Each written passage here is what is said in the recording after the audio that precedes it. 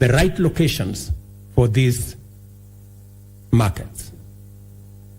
Ladies and gentlemen, honorable members, our education system must develop a formidable reservoir of skill, talent, highly competitive and innovative human capital to support our vision of an economically transformed Kenya.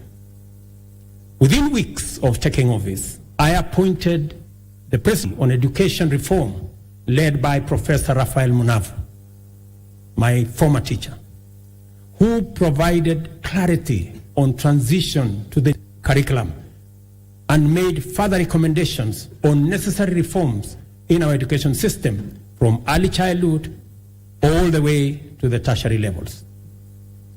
The Working Party concluded its work and submitted a report whose recommendations are already being implemented.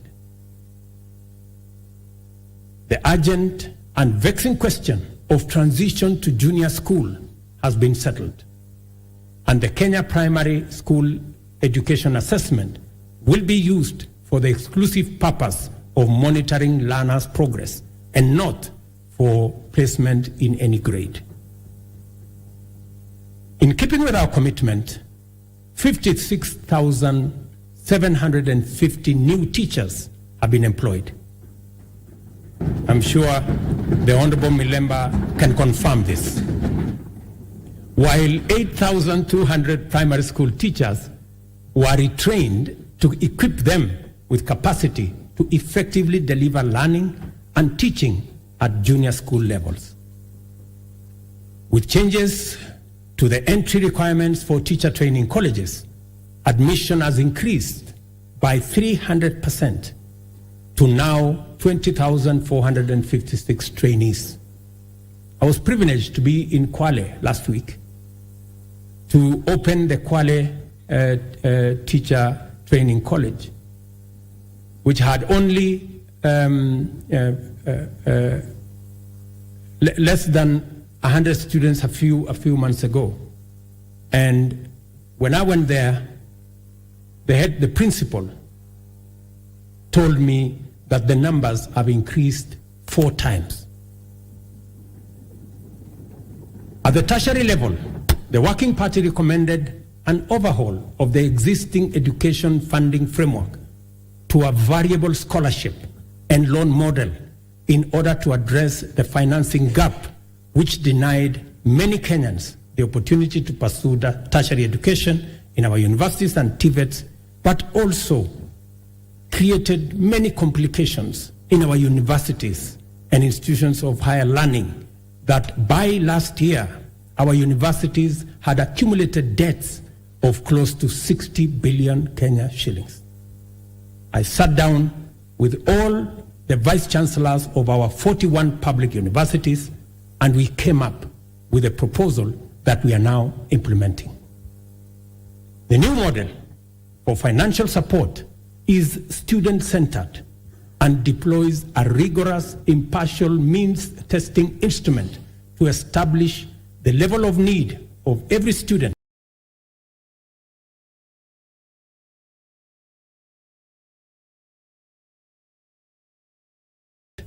which then becomes the primary consideration in allocating scholarships and loans.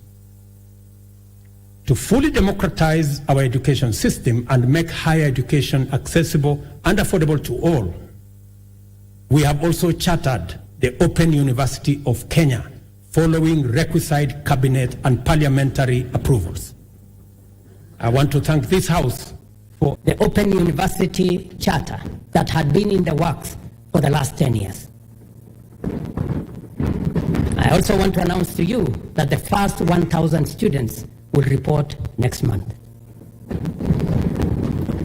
In the course of consulting Kenyans from all walks of life during the formulation of the bottom-up economic transformation agenda, the foundational contribution of health to citizen well-being and the role of costs in driving up poverty were identified as chronic.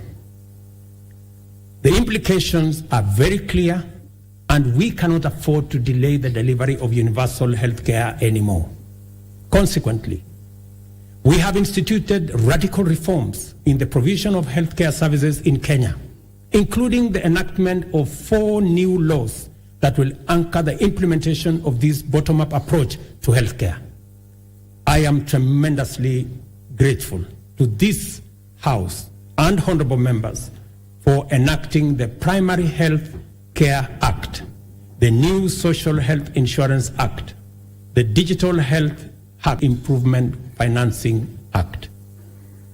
These laws, honorable members, will usher in and guarantee a new era in the provision of healthcare, covering all essential services from preventive, promotive, curative, palliative, and rehabilitative services, guaranteeing every Kenyan access to comprehensive and quality healthcare. Under Afya Nyumbani, we have scaled up our investment in healthcare workforce, employing 20,000 new healthcare workers, deploying 8,429 workers whose contracts had lapsed, and enrolling 3,394 interns across the country to increase the availability of human capital in our public health sector.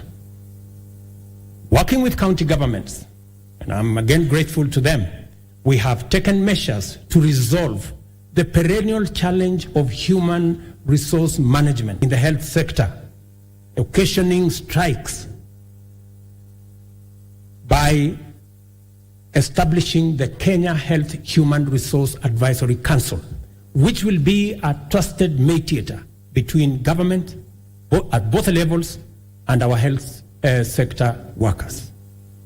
Further, under the Afya Nyumbani model, we identified preventive care as an essential pillar of healthcare service delivery because it enables Kenyans to manage their conditions early enough before they cause serious harm in their well-being and productivity.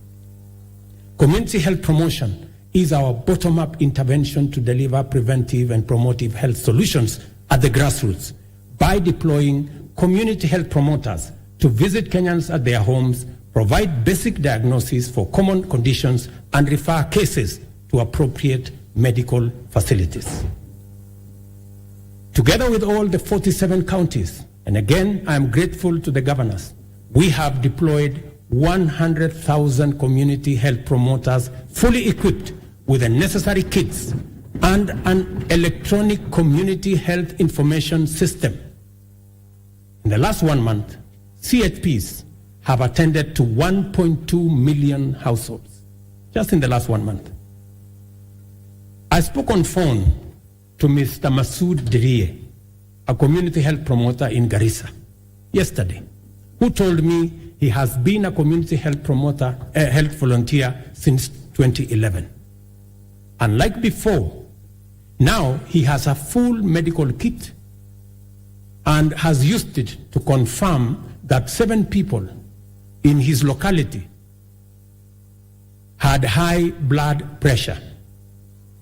In a twist of fate, he tested himself and discovered that he too had high blood pressure. That's what he told me. And so, apart from referring others, he also had to make way to the hospital. Mr. Obembi Ogutu of Homa Bay told me that the program now makes primary health care a paperless engagement, saying it had started to reduce queues in hospitals. Through the Facility Improvement Financing Act 2023, we have established a framework that confers financial autonomy to health facilities, enabling them to retain funds generated with a mandate to improve facilities, capacity, and to provide healthcare services within that locality. In addition, the Kenya Medical Supplies Agency, as part of many radical reforms, will now deploy ICT to manage supply chains of essential health products and commodities. As a result of this small intervention, KEMSA has improved its stocking rate from 40% to 60% in the last 5 months. And we are now targeting 80% by March next year.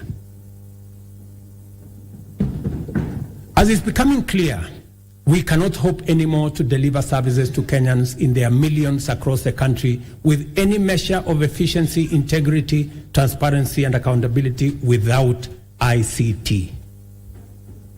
From education and health to agriculture and financial inclusion, digital technologies reign supreme in transforming service delivery, governance improvements, and catalyzing efficiency throughout the economy. We have commenced the rollout of 100,000 kilometers of the last mile fiber optic connectivity to make reliable high-speed internet available throughout Kenya, along with 25,000 free Wi-Fi hotspots in all market centers. The rollout, and I was given a statistics by the end of this year, the first 2,200 will be rolled out, and another 1,450 ICT hubs in every ward. I want to thank the membership of this House for considering to change the NGCDF Act so that you can also deploy those resources in the ICT space and enable millions of young people in your constituencies and wards to access technology for digital jobs, e-commerce, and to give them the possibility of working on remote jobs. I have engaged the chair and committee of this House in that space. We have agreed on the model of how the ICT hub will look like, and I am truly grateful that Parliament came through and considered changing the law so that we can work on this together. We have expanded digital provision of public services to encompass 13,000 services to date, and it is my commitment to ensure full digitization by the end of next month. Our decision to enhance efficiency and integrity in the provision of government services has gone a long way